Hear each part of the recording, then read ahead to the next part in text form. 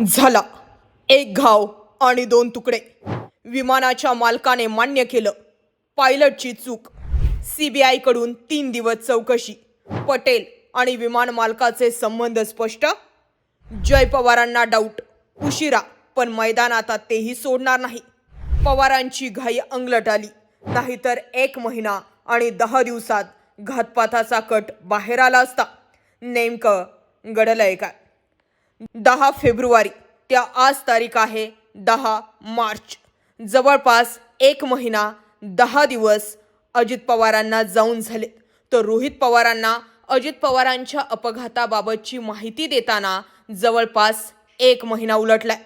रोहित पवारांना हलक्यात घेतलं गेलं, पण हीच ॲक्शन जर शरद पवारांनी घेतली असती तर आत्ताच 3:13 आणि 9:12 वाजले असते. पण त्यावेळी शरद पवारांनी घाई केली.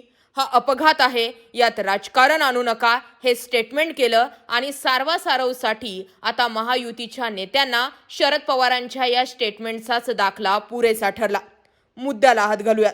राज्याचे दिवंगत उपमुख्यमंत्री अजित पवार यांच्या बारामतीजवळ झालेल्या विमान अपघात प्रकरणात पायलट सुमित कपूर याची चूक आहे. यामध्ये माझी काहीही चूक असेल तर मला कठोर शिक्षा करा, असा जबाब VSR या विमान कंपनीचे मालक VK सिंग यांनी दिलाय. त्यांची CID कडून कसून चौकशी सध्या सुरू आहे. या अपघात प्रकरणी अजित पवारांचे पुतणे आणि आमदार रोहित पवार यांनी अनेक दावे केलेत. त्याचबरोबर सखोल चौकशीची मागणी देखील केली आहे. सिंग यांची 3 दिवस चौकशी. VK सिंग आणि रोहित सिंग यांची CID ने 3 दिवस चौकशी केली आहे. मात्र नेमके कोणत्या मुद्द्यांवर चौकशी करण्यात आली याबाबत CID कडून गुप्तता पाळण्यात आली. अजित पवार विमान दुर्घटनेबाबत घातपाताचा संशय. अजित पवार यांच्या विमान अपघातावरती आमदार रोहित पवार यांनी अनेक गंभीर प्रश्न उपस्थित करत कंपनीतल्या त्रुटी आपल्या पत्रकार परिषदेतून समोर आणल्या आणि ही घटना हा घातपात असल्याचा आरोप केला. VSR कंपनीवर गुन्हा दाखल करण्याबाबत त्यांनी बारामती पोलीस ठाण्याबाहेर आंदोलनही केलं. VSR कंपनीबाबत अजित पवार यांचे पुत्र जय पवार हे देखील आता आवाज उठवू लागलेत. जेव्हापासून DJCAचा अहवाल समोर आलाय, AIBचा अहवाल समोर आलाय आणि या दोन्ही अहवालांमध्ये आलेली तफावत, प्राथमिक निदर्शने, या सगळ्या गोष्टींमध्ये तफावत दिसून आली आहे. महाराष्ट्राचा उपमुख्यमंत्री आणि एका पक्षाचा अध्यक्ष अशा पद्धतीने अपघातात जाणं, खरं तर यावरती गंभीर चर्चा व्हायला हवी होती. मात्र हा अपघात आहे असं सांगून या मुद्द्याला खोडून काढण्याचा वारंवार प्रयत्न केला जातोय.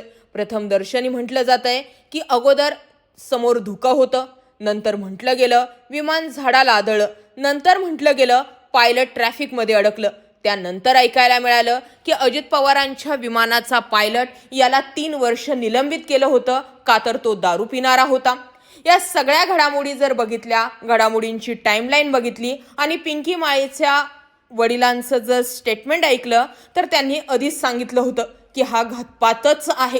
मात्र या दृष्टीने कोणीही पाऊल उचलताना दिसत नाहीये आणि शेवटी आता याच विमानाचा मालक म्हणतोय की या सगळ्यांमध्ये पायलटची चूक आहे. मग पायलटच्या एका चुकीने अजित पवारांना खाल्लं असं जर या विमानाच्या मालकाचं म्हणणं असेल तर असा पायलट मुळात अजित पवारांना दिलाच का गेला होता, इथून प्रश्न सुरू व्हायला सुरुवात झाली. बारामतीतील विमान अपघातात 5 जणांचा मृत्यू. 28 जानेवारी 2026 रोजी सकाळी मुंबईवरून बारामतीकडे जाणाऱ्या विमानाचा बारामतीत लँडिंग दरम्यान अपघात झाला. यावेळी मोठा स्फोट होऊन विमान जळून खाक झालं. यावेळी विमानाचा मुख्य पायलट सुमित कपूर होता. विमानात अजित पवार, सह पायलट शामवी पाठक, सुरक्षा रक्षक विदीप जाधव आणि फ्लाईट अटेंडंट पिंकी माळी असे एकूण 5 जण होते. बारामती विमानतळावर विमान उतरण्याच्या प्रयत्नादरम्यान सकाळी 8:45च्या सुमारास विमानाचा अपघात झाला. मात्र अपघात झाला ती टाईमलाईनच सगळी मिसमॅच आहे. आधी सांगितलं ब्लॅक बॉक्स जळाला. प्रथम दर्शनी लोकांनी सांगितलं की अजित पवारांच्या हातावरील घड्याळावरून आम्ही त्यांना ओळखलं. ब्लॅक बॉक्स जळतो, घड्याळही मिळत नाही, कपडेही राहिलेले नाही, शरीराच्या चिंधड्या उडाल्यात. मात्र विमानातून बाहेर पडलेली सगळी कागद जशास तशी, सगळं काही संशयाच्या भोवऱ्यात. पण सगळीकडे चर्चा गॉसिप सारखी आणि गुपचूप सुरू आहे. यावरती स्पष्टपणे कोणी बोलतही नाहीये. अजित पवारांच्या आमदारांना पटेल आणि तटकरेंचा धाक आहे की काय, असाही प्रश्न या निमित्तानं उपस्थित केला गेला होता. आता बोलणारे रोहित पवार आहे, पण आता जय पवारही मैदानामध्ये येणार असल्याचं समजतंय आणि जय पवार यांनी जर हा मुद्दा उचलला तर या मुद्द्याचा शेवटच होऊ शकतो. तुम्हाला काय वाटतं? हा विषय जोपर्यंत सगळ्यांसमोर येत नाही तोपर्यंत लावून धरला पाहिजे की राजकारण्यांनी सोडून दिलाय तसं महाराष्ट्रातील लोकांनीही सोडून दिला पाहिजे. कमेंट करा. मुद्दा विषय आवडला असेल तर हा व्हिडिओ जास्तीत जास्त लोकांपर्यंत जरूर शेअर करा. जय महाराष्ट्र.